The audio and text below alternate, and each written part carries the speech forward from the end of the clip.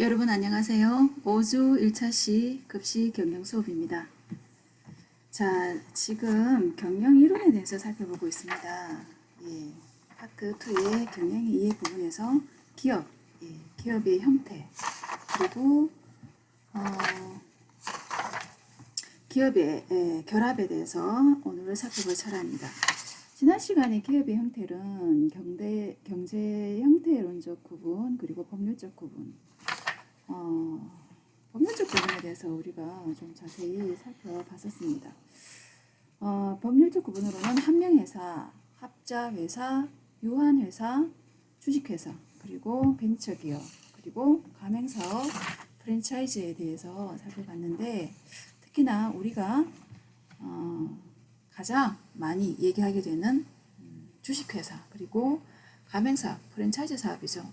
프랜차이즈 사업에 대해서 여러분들께서 잘 알고 계셔야겠습니다. 우리는 이제 전공인이니까요. 그 다음에 오늘부터 5주 1차시입니다. 오늘부터 기업의 결합에 대해서 살펴보고 경영학자의 이론들에 대해서 살펴보고자 합니다. 경영 과목이 여러분들 그 단어가 좀 생소하셔서 좀 어렵게 느껴지실 거다라는 생각이 듭니다. 들지만 계속적으로 이것도 이제 경영의 역사를 배우는 것이니까요. 우리가 역사를 대할 때 반복적으로 읽다가 보면 뇌리에 남게 되죠. 그래서 좀 반복적인 학습으로 좀 암기를 좀 해주셔야 될 부분이 많습니다. 그래서 경영 이론 부분에 대해서 좀 내용이 좀 많아서 이렇게 급식 경영 과목이 좀 많이 힘들구나라고 생각되실 수도 있겠는데, 특히나 좀 암기해야 될 부분이 많은 파트입니다. 많은 파트여서 이 경영학 이론 부분만 지나가면 그렇게 생소하고 그 어려운 암기 부분은 그렇게 많지는 않다라고 말씀드릴 수 있습니다. 자, 그러면 여러분들 저와 경영 이론에 대해서, 경영학자에 대해서 한번 공부해 보겠습니다.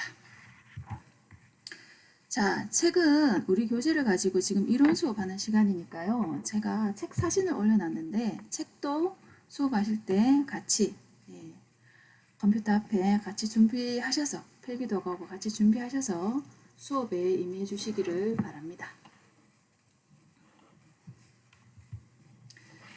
자, 기업의 결합입니다. 오늘은 기업의 결합. 기업의 결합은 거래관계에 따라, 그리고 결합의 방법과 수단에 따라, 그리고 기업 결합의 강도 및 조직에 따라서 나눌 수 있습니다. 기업의 결합은 첫 번째 거래 관계에 따라 수평결합, 수직결합, 혼합결합으로 나눌 수 있습니다. 수평결합이라고 한다면 같은 업종 또는 같은 비슷한 상품을 공급하는 그런 경쟁사 간의 결합을 얘기할 수 있겠죠. 그리고 수직결합이라고 한다면 다른 거래 단계, 윗거래 단계가 있겠고 아랫거래 단계가 있겠죠. 그래서 그런 수직적인 관계의 결합. 그리고 혼합결합이라고 한다면 저는 이제 관련성이 없는, 동종도 아니고 비슷한 상품도 아닌 관련성이 없는 이런 회사의 혼합결합이 있을 수 있겠습니다. 그래서 거래관계에 따라서 수평결합, 수직결합, 혼합결합으로 얘기할 수 있고, 그리고 두 번째 결합의 방법과 수단에 따라서 주식 취득, 임원 겸임, 회사의 합병, 그리고 영업 양수로 나눌 수 있습니다. 그리고 새로운 회사의 설립에 참여도 결합의 방법과 수단에 따라서 나눌 수 있겠네요.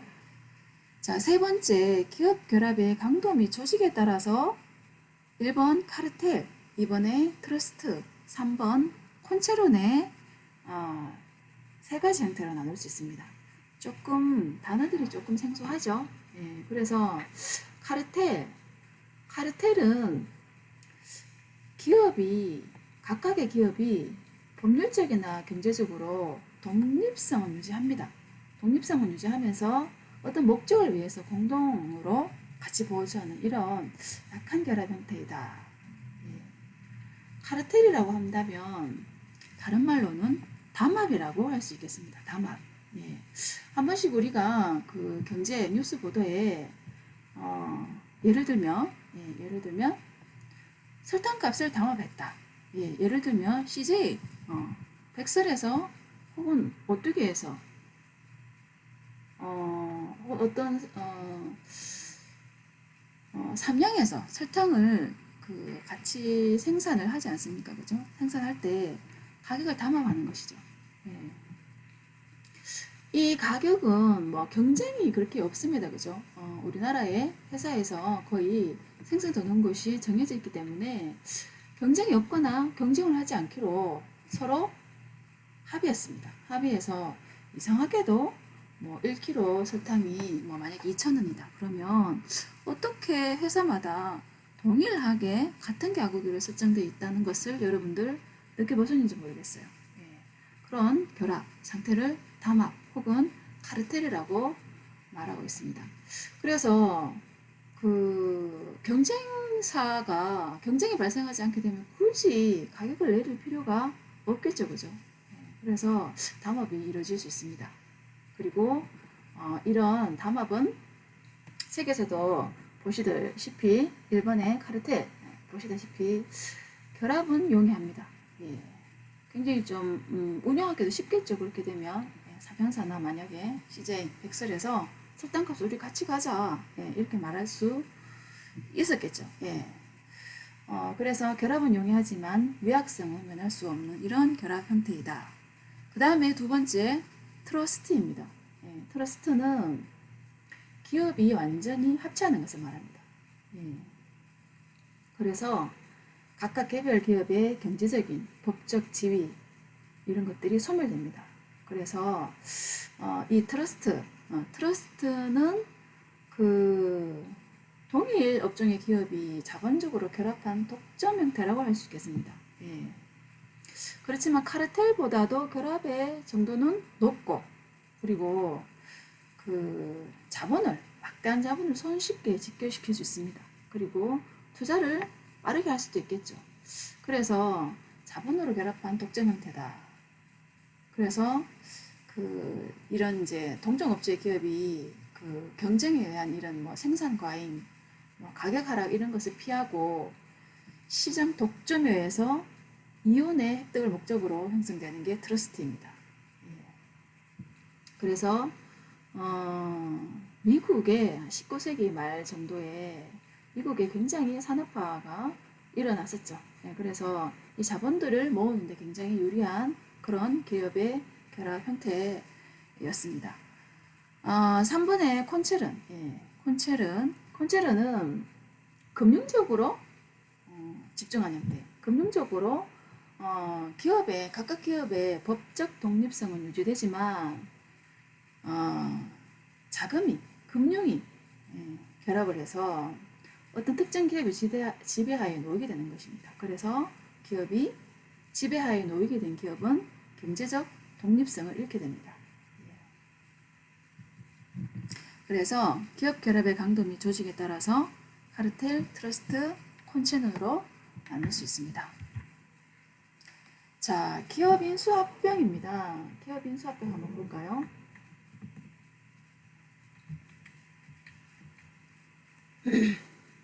기업 인수합병은 M&A라고도 합니다.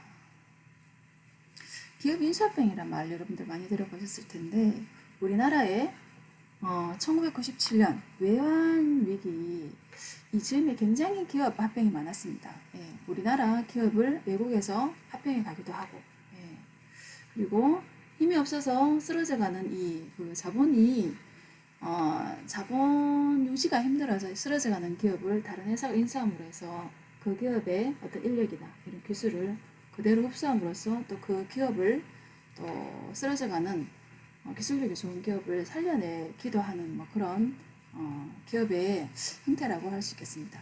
기업 인수 합병, 기업의 외적 성장을 위한 발전 전략으로 특정 기업이 다른 기업의 경영권을 일수할 목적으로 소유 지분을 확보하는 제왕 과정이다. 그래서 그 합병하는 기업이 어떤 뭐 신규 사업을 하려고 할 때 신규 사업을 하려고 하면 뭐 이런 뭐 소요되는 시간이나 인력이 굉장히 많이 들겠죠. 그래서 이렇게 합병을 함으로써 투자 비용도 절감하고 그리고 기존에 운영하던 이런 기업을 인수함으로써 경영 노하우도 그대로 갖고 올 수 있겠죠. 그리고 거기에 근무하던 그 인력들, 전문 인력들도 함께 인수할 수 있게 됩니다. 그래서 그 기업의 대외 뭐 신용적인 거나 제품의 신용적인 거나 이런 것들 경영 전략적으로 좋은 유리한 측면에 있다고 하겠습니다. 그래서 우리나라에서도 한 1994년에 증권거래법으로 해서 그 거래법 개정안이 시행되었고 그래서 많은 기업들이 M&A에 관심을 기울이고 있습니다. 예, 지금도 그렇습니다. 자, 기업 인수합병에 대해서 한번 간략히 이론에 대해서 살펴봤습니다. 자, 그 다음에 경영자에 대해서 얘기해 보겠습니다. 경영자, 소유 경영자, 고용 경영자, 전문 경영자로 나눌 수 있습니다. 예, 경영자. 경영자는 그 조직을 이끌고 그 결과에 책임을 지는 사람이라고 할 수 있겠죠, 그죠? 그래서 뭐 대기업의 회장님, 그리고 사장님, 그리고 부장, 공장장, 뭐 어떤 뭐 식당을 운영하신다면 그 식당 주인도 경영자가 될 수 있겠고, 그리고 우리 대학도 대학 총장님도 경영자라고 할 수 있겠습니다. 자, 그러면 경영자는 소유 경영자, 고용 경영자, 전문 경영자가 있네요. 소유 경영자는 소유와 경영이 분리되지 못한 상태, 뭐 초기 소규모 기업에서 볼 수 있는 그런 형태라고 할 수 있겠습니다. 초기 단계에서 나타나는 그런 기업 형태이다. 그 다음에 두 번째 고용 경영자입니다. 고용 경영자는 이제 소유 경영 형태로 기업이 초기 단계에 시작되었습니다. 시작되었는데 시작하다 보니까 점점점 규모가 커지고 기업의 규모가 커짐에 따라서 이제 뭐 그 경영자, 기업가 자기 혼자 모든 것을 감당하기 어려운 상황이 오겠죠. 그래서 이때 이제 사람을 고용해서 경영상의 일부분을 뭐 지휘 감독하게 하거나 그래서 뭐 다른 대리인으로서 고용을 해서 경영 업무를 담당하게 하는 이런 경영의 형태라고 하겠습니다. 그 다음에 세 번째 전문 경영자. 예, 전문 경영자는 규모가 제법 큰 대규모화된 기업의 경영에 대한 전문 지식이 있는 어떤 뭐 이런 경영이나 뭐 식품회사라고 하면 뭐 식품과 또 경영에 대한 이런 전문 지식이 있는 사람이면 좋겠죠. 그래서 그런 경영자가 전문적인 경영자가 기업을 경영하게 되는 것을 말합니다. 그래서 전문 경영자는 최고의 의사 결정권이 있습니다. 그리고 전문적인 지식과 기술로 똘똘 뭉쳐 있어야 되겠죠. 그래서 이 그 전문 경영자의 책임은 굉장히 큽니다. 회사를 살아나게 하기도, 성장시키기도 하고, 그리고 잘 운영되는 회사를 그 전문 경영자가 바뀜으로 해서 또 쓰러지게 되는 경우도 보게 됩니다. 예. 자, 경영자에 대해서 공부하고 있는데, 그러면 이제 경영 관리의 이론을 시대별로 나누어서 한번 살펴보겠습니다. 자, 경영자에 대해서 요거는 여러분들이 아까 설명드렸던 부분인데 또 설명을 보태어서 한 페이지 더 보시라고 설명을 더 넣는 페이지네요. 한번 보시고요.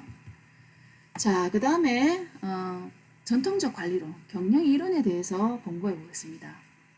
전통적 관리론인 고전 이론은 1910년에서 1930년대에 정리되었고 경영학의 근본을 이루고 있는 이론은 우리가 경영학의 아버지라고 지난 시간에 테일러를 언급한 적이 있습니다. 네.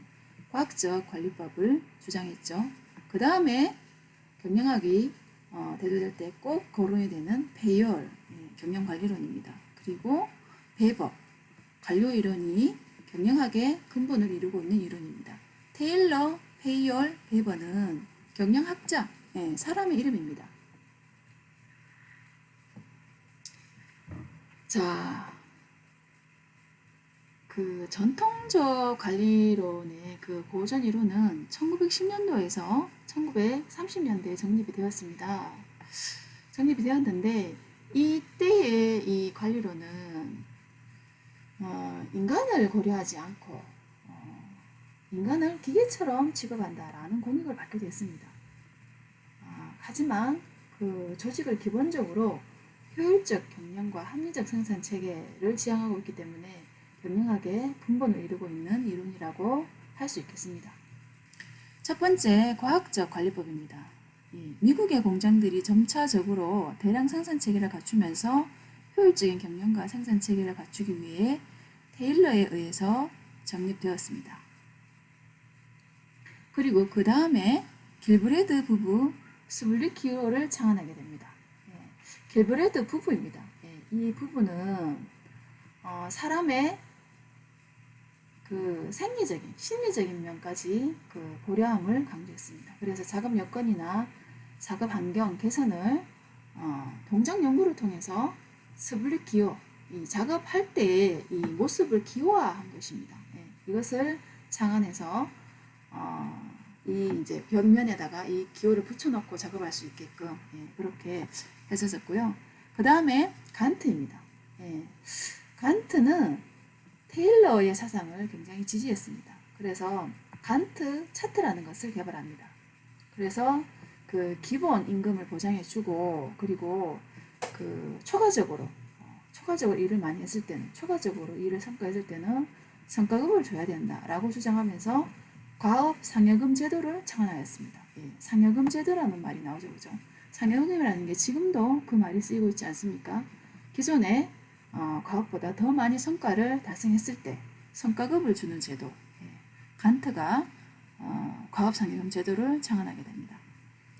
과학적 관리법은 심리학적이고 사회학적인 접근 방법이 결핍되어 있다는 비판을 받게 됩니다. 사람은 심리적인 동물인데 사람을 기계로 본다. 그리고 그런 비판을 받았다는 것이죠. 그래서 생산과 조직의 효율, 경영학에 차지하는 비중이 매우 크다. 아까도 말씀드렸다시피 과학적 관리법이 초기에는 생산성이 크게 기여했습니다. 그리고 이 주먹구구로 이루어지던 이런 간의 수공무 형태로 이루어지던 이런 상태에서 공장이 설립되었을 때 이 공장을 운영하기에 굉장히 생산적이고 효율적인 관리법이었습니다. 그리고 그래서 경영학에서 차지하는 비중이 매우 큽니다. 밑에도 나와 있네요. 공장 경영을 대상으로 생산성을 극대화할 수 있는 효율적인 방법이다. 이를 구체적으로 관리법으로 제시한 방법이다. 라는 것이 되어 있습니다. 자, 그러면 우리가 테일러, 경영학의 아버지라고 하는 그 테일러의 경영관리 이론에 대해서 한번 보고 가려고 합니다. 미국의 경영학자이고 필라델피아 출생입니다. 이 사람은 그 본인이 기계공장에 견습공을 했었습니다. 견습공을 거치면서 여러 가지 이제 공장에 근무하면서 직접적 피부로 느낀 것들이 많았겠죠. 그래서 뭐 공장에 근무하던 시절에 그 노동쟁이 행위도 했었고, 그 다음에 그 경영난을 목격하고 과학적인 이런 작업 관리 필요성을 몸소 느끼게 되는 것이죠. 그래서 그 과학적인 관리법을 가지고 어떤 요소에 어떤 동작이 들어가야 된다든가 형태라든가 순서라든가 소요 시간 같은 것들을 연구하게 됩니다. 그래서 그 과학적 관리법이 이루는 경영 합리화와 생산성 향상에 굉장히 기여를 하게 된다. 그리고 이 테일러의 이 경영학은 미국의 행정학을 성립시키는 데도 결정적인 영향을 주게 됩니다. 출생 시기도 기록해 봤고요. 주요 저서로는 공장관리론, 그 다음에 과학적 원리의 재원리, 이 저서가 굉장히 미국의 경영학과 행정학을 성립시키는 데 결정적인 영향을 주게 됩니다. 자, 과학적 관리법의 주요 내용을 보면 과업관리, 과학적 선발과 훈련, 성과에 의한 보상, 그리고 노사 간의 화합, 기능적 감독 제도, 과학적 관리법의 주요 내용입니다.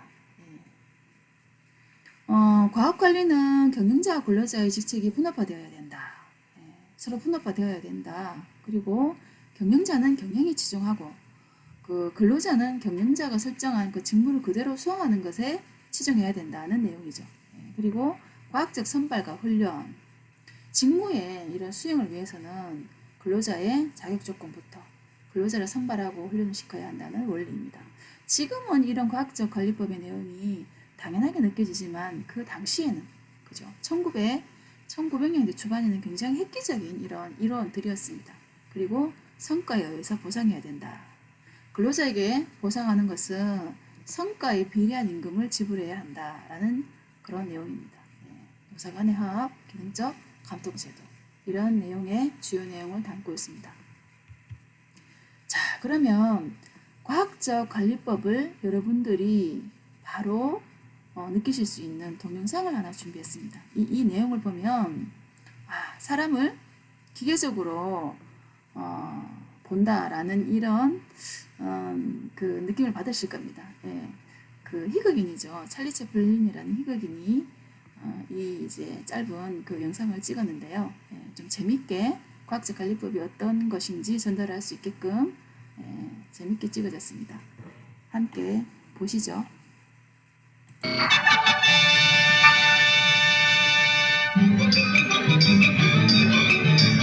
Attention foreman. Trouble on bench 5. Check on the nut tightener. Nuts coming through loose on bench 5. Attention foreman.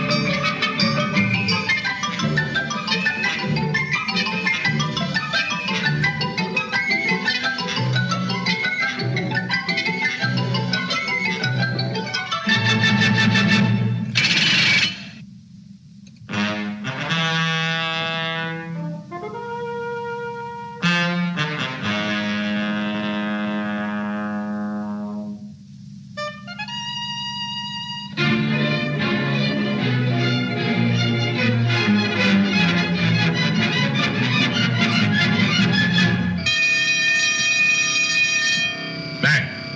Section 5. More speed. 4-7.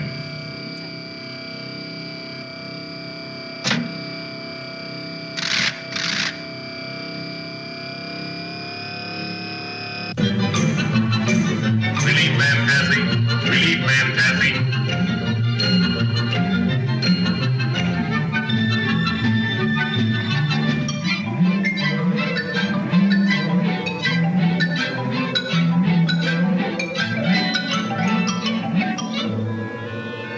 문학 조립 오래 하다 보니 저절로 조립하는